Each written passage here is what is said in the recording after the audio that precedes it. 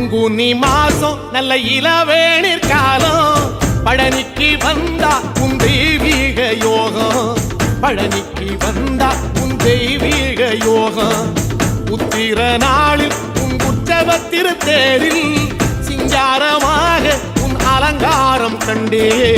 அலங்காரம் காண நான் ஆனந்தமானே கைலாசன் மகராசாகும் வாசல் வந்தேனே குளிரான பன்னீரால் அபிஷேகம் கண்டேனே